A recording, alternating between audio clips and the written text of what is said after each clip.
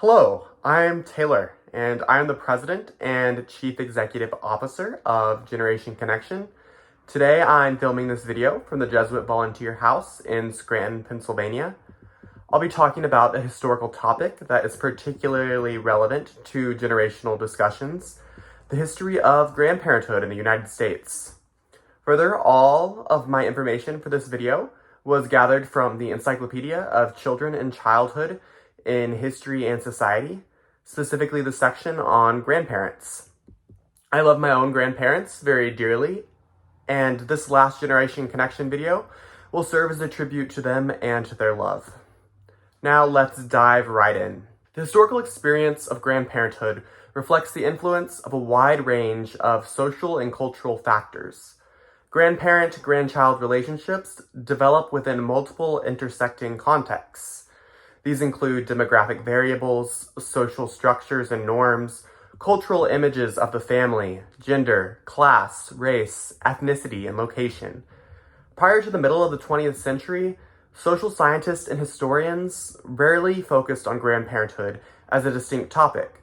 But since the late 20th century, a growing body of empirical research has examined various aspects of the relationship between grandparents and grandchildren. No comprehensive historical analysis of the role of grandparents in individual children's lives has been attempted, but research on the history of aging has addressed aspects of grandparenthood in the past. Several studies suggest that grandparenthood in North America changed significantly from the colonial period to the end of the 20th century. Now, let's talk about early American grandparents. Although religious and cultural prescriptions stressed respect for the elderly and emphasized intergenerational familial obligations during the colonial and post-revolutionary periods, grandparents, particularly grandfathers, exercised economic and social control primarily through their ownership of land in an agricultural society. Even when offspring married and established their own households, as long as they remained dependent on their parents' assets, the latter maintained authority in the family. This situation changed if children migrated to another area or became financially independent. Only a small minority of the elderly lived with children and grandchildren. Co-residence usually reflected necessity, illness, helplessness, and in the case of women, widowhood, rather than personal preference.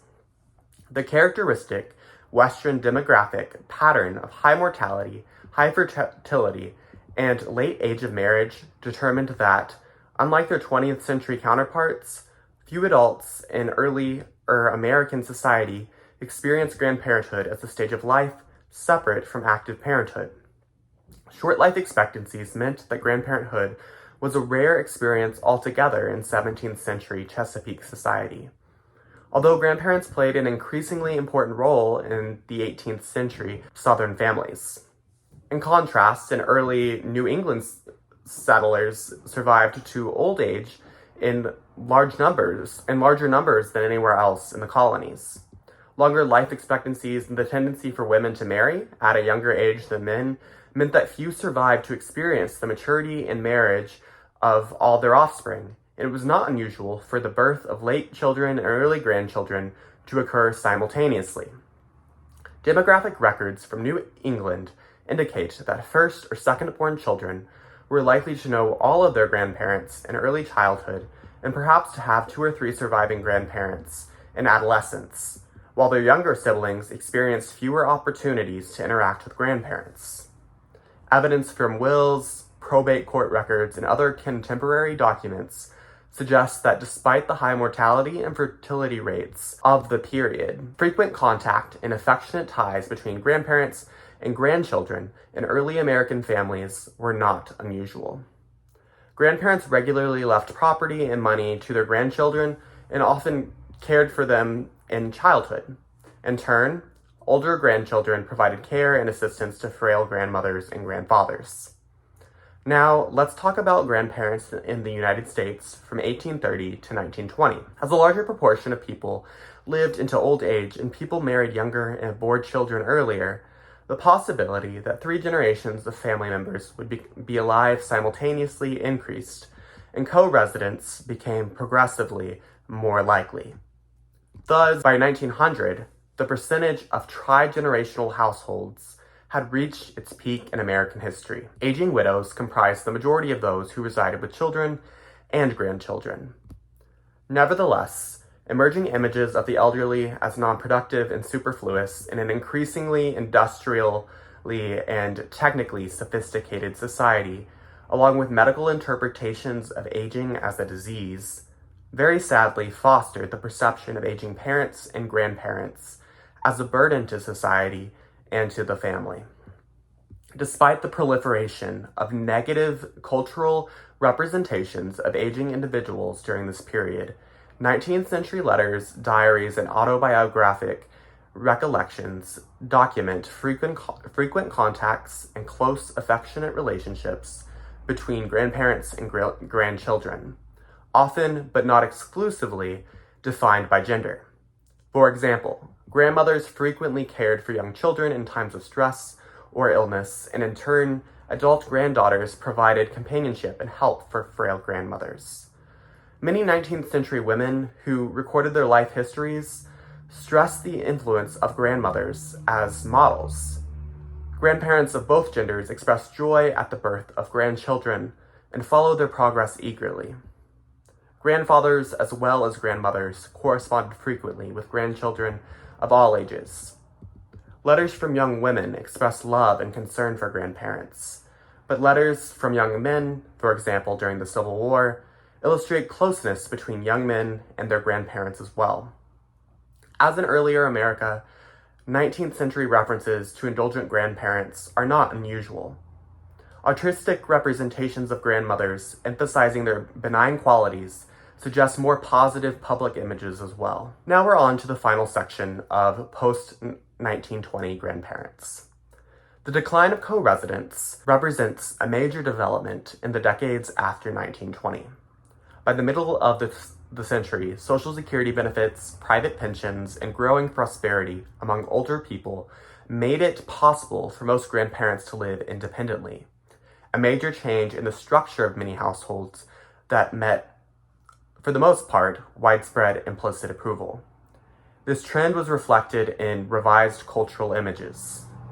No longer portrayed as burdens, the elderly were now depicted as active, busy, autonomous individuals who could, and many people felt, should control their own lives.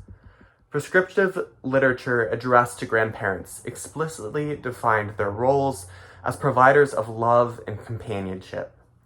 In the context of this new image, indulging and spoiling grandchildren no longer represented inappropriate behavior.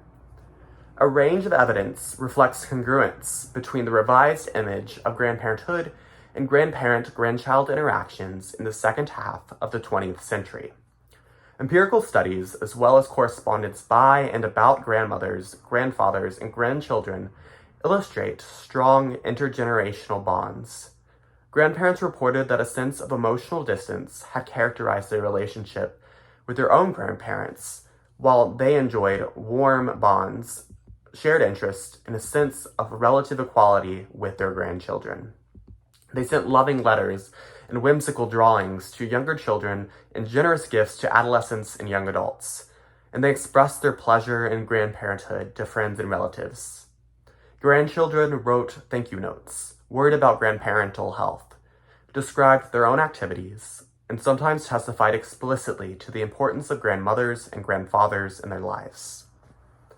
Although many contemporary studies emphasize the positive nature of companionate grandparenthood in the second half of the 20th century, some scholars suggest that the grandparent-grandchild relationships may have lost a valuable component when the balance between sentiment and more instrumental ties changed. Despite evidence of common experiences in the history of grandparent-grandchild relationships, it is important to acknowledge the danger of overgeneralizing.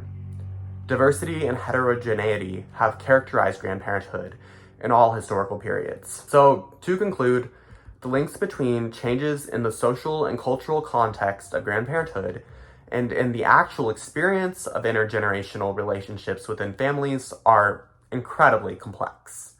Further, historical study of individual relationships as recorded in personal documents and other primary sources will be necessary to develop a fuller understanding of the balance between change and continuity in grandparenthood. So with that, thank you everyone for watching, and please feel free to reach out to me if you have any questions or comments about today's historical topic and video, would like to share what your group talked about in relation to today's video, and thank you so much again. Generation Connection appreciates your continued support. Don't forget to like, comment, and subscribe below.